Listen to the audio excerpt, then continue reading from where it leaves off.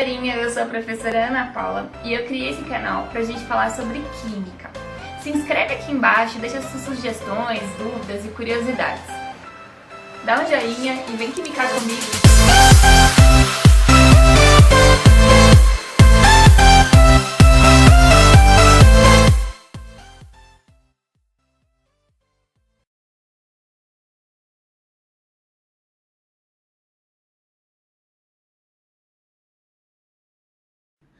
Olá, pessoal!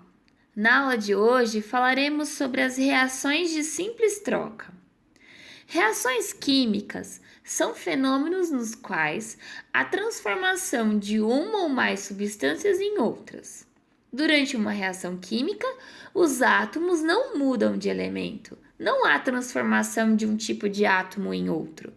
Apenas há um reagrupamento entre os átomos, originando novas substâncias. Os átomos formadores dos produtos da reação são os mesmos que existem nos reagentes. Para que uma reação química ocorra, são necessários dois fatores essenciais: que haja contato e afinidade entre os reagentes. Nas aulas passadas, eu falei sobre reações de síntese e reações de decomposição. Na aula de hoje falaremos sobre reações de simples troca. Então, nós temos 4 tipos de reações químicas: reações de síntese ou adição, reações de análise ou decomposição. Essas duas eu falei na aula passada. Na aula de hoje, vamos falar sobre as reações de deslocamento, substituição ou simples troca. E na próxima aula falaremos sobre as reações de dupla troca. Reações de simples troca ou deslocamento são reações que ocorrem quando uma substância simples reage com uma substância composta e desloca da substância composta uma nova substância simples, conforme representado pela imagem. Então, aqui a gente tem uma substância composta e uma substância simples. Essa substância simples, ela desloca o ânion ou o cátion da substância composta, formando uma nova substância e uma nova substância simples.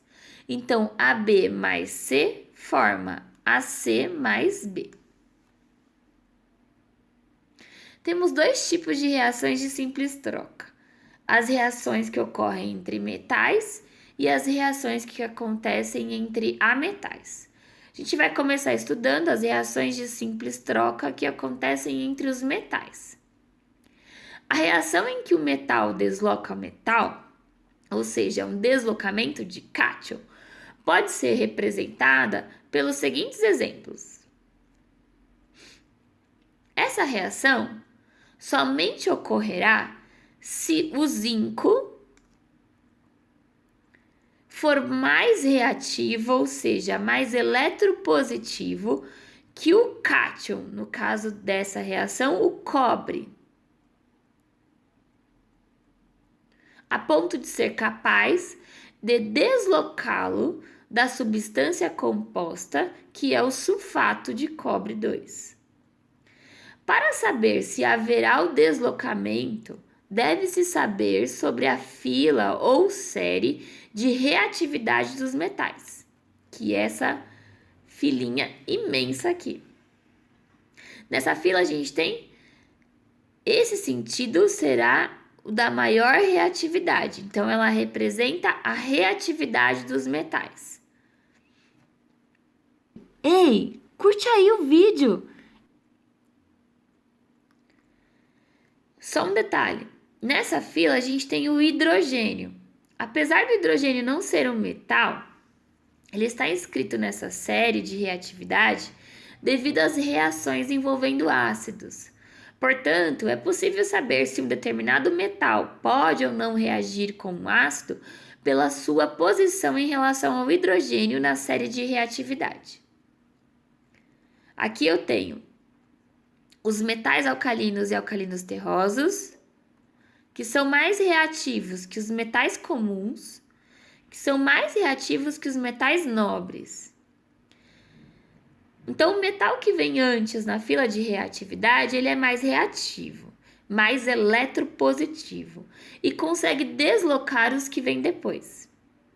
Fala-se que à medida que a reatividade diminui, aumenta-se a nobreza do metal. Então, vamos ver como acontece. Observem essa reação.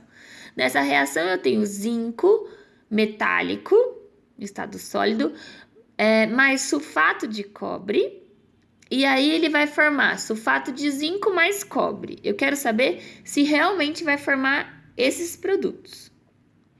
Então, para isso, eu preciso ver a posição do zinco e a posição do cobre na série de reatividade. O zinco, ele é mais reativo que o cobre. Portanto, ele desloca o cobre e essa reação ocorre. Essa reação ela vai acontecer.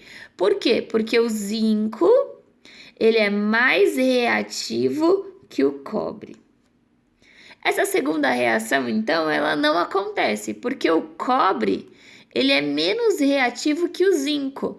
Então, ele não vai ter força para deslocar o zinco dessa substância composta. Então, essa reação ela não ocorre. Então, só relembrando, reações de simples troca, a gente tem uma substância simples reagindo com uma substância composta. No caso das reações de simples troca entre metais, a gente vai observar os cátions. Então, nós vamos observar os metais. Para que a substância simples desloque o cátion que está na substância composta, é necessário que a substância simples seja mais reativa. Então, para isso, existe uma série de reatividade, ou uma fila de reatividade. Nessa fila de reatividade, a gente tem os metais alcalinos e alcalinos terrosos, são mais reativos que os metais comuns, que são mais reativos que o hidrogênio, que são mais reativos que os metais nobres. Reações de simples troca que ocorrem entre ametais. A reação em que não metal ou ametal desloca um ametal é um deslocamento do ânion e pode ser representada por esse exemplo. Nessa situação, a substância simples gás cloro, um não metal, um ametal, desloca o íon bromo, o íon brometo, que é um ânion, da substância composta, que é o brometo de sódio, e assume característica de ânion na substância composta formada, que vai ser o cloreto de sódio. Essas reações somente ocorrerão se o ametal da substância simples for mais reativo, mais eletronegativo que o ânion da substância composta. Para a gente observar se o ametal da substância simples é mais reativo que o ânion da substância composta, existe uma fila de reatividade. Nessa fila tem uma frasezinha que facilita a lembrança da organização da ordem dos elementos.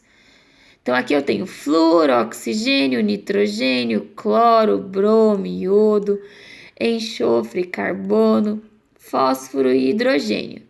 Maior reatividade do flúor, menor reatividade do hidrogênio. Aí você vai lembrar da frasezinha: fui ontem no clube brincar de índio e só comi Pizza Hut. Fui ontem no clube brincar de índio e só comi Pizza Hut. Flúor tem maior reatividade que o hidrogênio.